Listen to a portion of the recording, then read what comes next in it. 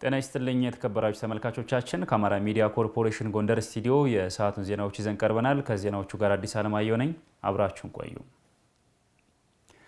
በምዕራብ ጎንደር ዞን ከ180 ሄክታር በላይ መሬት በሙዝ እየለማ መሆኑን የዞኑ ግብርና መምሪያ ገለጸ። ሙዝን በክላስተር በማልማት ተጠቃሚ መሆናቸውን የምዕራብ አርማጭሆ ወረዳ አርሶ አደሮች ተናግረዋል። ኤልያስ ጋሻው እንደሚከተለው ያቀርበዋል። አርሶ አደር ስማቸው አቡሃይ የምዕራብ አርማጭሆ ወረዳ የአብራጅራ ከተማ ነዋሪ ሲሆኑ ባንገረብ ተፋሰስ ሙዝን በክላስተር እያለሙ ነው ያገኘናቸው። አርሶ አደሩ ባለፉት ዓመታት በሽንኩርት ልማት ማልማታቸውን ገልጸው አሁን ላይ ከ3.5 ሄክታር በላይ መሬት በክላስተር ሙዝ መሸፈናቸውን ተናግረዋል። እንግዲህ ከመንግስት በሰጠኝ ቦታ እያለማው እገኛለሁ። ሄክታሩ እንግዲህ 4 የማይሞላም ትንሽ ይጎለዋል። እንግዲህ እኔ የሚይዘው እንግዲህ በ4 ነው የሚይዛት። ባለሙያ ሲለኩት ደግሞ 3 ነጥብ ምናምን ነው የሚሏት። የሙዝ ልማት በወረዳው ከ33.5 ሄክታር በላይ መሬት እየለማ እንደሚገኝ የምዕራብ አርማጭሆ ወረዳ ግብርና ጽሕፈት ቤት ኃላፊ ብርሃኑ ዘለቀ ገልጸው አጠቃላይ ከሚለማው ውስጥ ከ13.5 ሄክታር በላይ መሬት የሚሆነው ሙዝ በክላስተር እየለማ ነው ብለዋል። እንደ ወረዳ ከ33.5 ሄክታር በላይ በሙዝ ሸፍነናል ማለት ነው። ሙዝን በክላስተር እዚህ በኋላ ማልማት ማምረት እና ከፍተኛ የሆነ ፕሮዳክቲቪቲ እንዲመጣ ማድረግ ነው ማለት ነው አለማችን። በምዕራብ ጎንደር ዞን ከ180 ሄክታር በላይ መሬት የሙዝ ልማት እየለማ እንደሚገኝ የገለጹት የዞኑ ግብርና መምሪያ ምክትል ኃላፊ ጤናው ፈንተውን ናቸው። አጠቃላይ ከሚለማው ውስጥ ከ130 ሄክታር በላይ መሬት የሚሆነው የሙዝ ልማት ምርት እየሰጠ ነው ብለዋል። ከጠቅላላው በቆላ ፍራፍሬ ከሸፈነው ውስጥ የሙዝ ድርሻ ነው ማለት ነው 184 ሄክታር የሚሆነው አጠቃላይ በሙዝ የተሸፈነ ማሳ ነው። 50600 ኩንታል ምርት ይጠበቃል ማለት ነው። በዞኑ ሙዝን በክላስተር ለማልማትና ለማስፋፋት በተለያዩ ወረዳዎች ትኩረት ተሰጥቶት እንዲሰራ እየተደረገ መሆኑን ኃላፊው ተናግረዋል። 76 ሄክታር የሚሆነው ሙዝ ልማት በክላስተር ያለማ ነው። በመተማ ወረዳ፣ በቋራ ወረዳና በምዕራብ አርማጭሆ ወረዳዎች በሰፋፊ ክላስተሮች እየለማ ነው የሚገኙ ማለት ነው። ከዚህ ከ76 ሄክታር ውስጥ ከረንት ላይ 55 ሄክታር የሚሆነው ምርት መስጠት ጀምሯል ማለት ነው። ገበሬዎቹ ኢኮኖሚክ ተጠቃሚ እየሆኑበት ይገኛሉ ማለት ነው። በወረዳው ለሚገኙ አርሶ አደሮች ሙዝን በክላስተር እንዲያለሙ ልምድና ተሞክሮ የማለዋወጥ ስራ እየተሰራ ነው ተብሏል። በሰሜን ጎንደር ዞን በበጋ መስኖ ስንዴ ልማት ከ3000 ሄክታር በላይ መሬት እየለማ መሆኑን የሰሜን ጎንደር ዞን ግብርና መምሪያ አስታወቀም። በበጋ መስኖ ልማት ውጤታማ ለመሆን እየሰሩ መሆኑን የዳባት ወረዳ አርሶ አደሮች ተናግረዋል። በሰሜን ጎንደር ዞን ዳባት ወረዳ የገበሬ በዓል መርሃ ግብር ተካሂዷል። ደረጀ ደረበው ተጨማሪ ዘገባ ይዟል።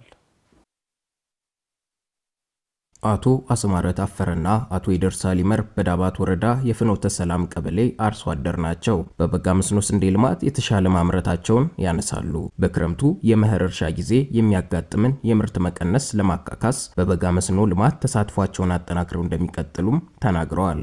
የግንቦት እርሻና የዚህ በጣም አይገናኝም። የዚህ ውጤት በጣም አለው።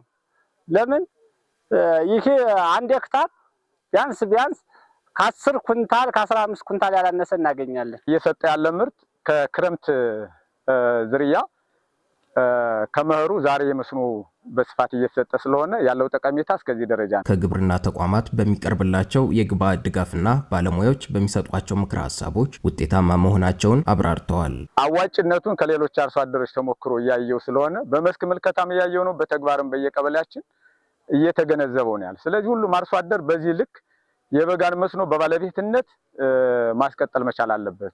የግብርና አቀራረቡ በጣም እንደው ሊመሰገኑና ሊደነቁ ይገባቸዋል።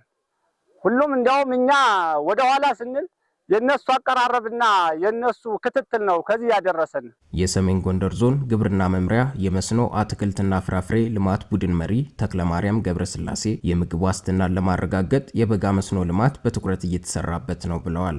በዞኑ በበጋ መስኖ ስንዴ ልማት በመደበኛ የክረምት የምርት ጊዜ ስንዴ አምርተው የማያውቁ ቆላማ አካባቢዎችም ተጠቃሚ መሆናቸውን ኃላፊው ገልጸዋል።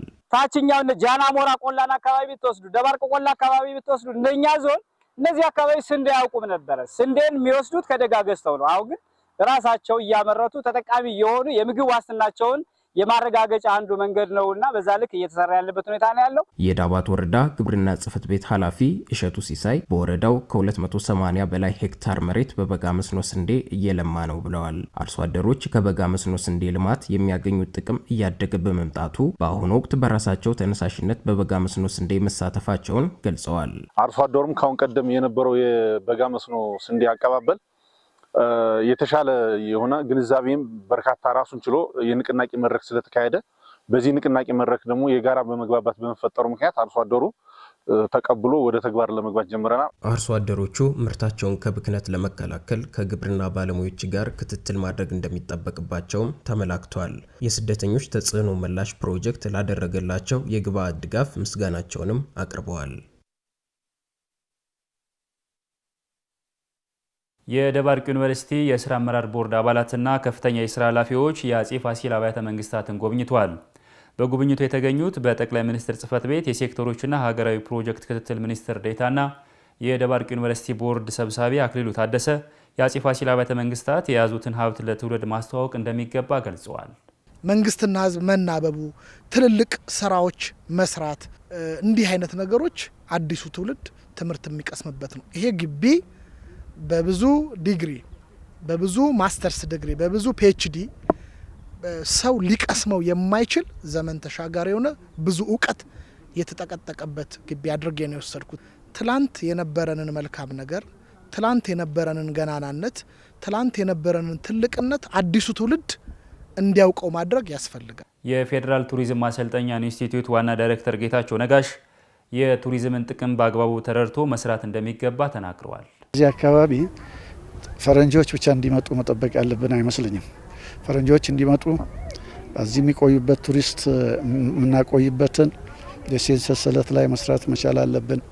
ቱሪስት በቆየ ቁጥር እዚህ ያለውን የቱሪስት ፕሮዳክትና አገልግሎት መግዛት መቻል አለብን።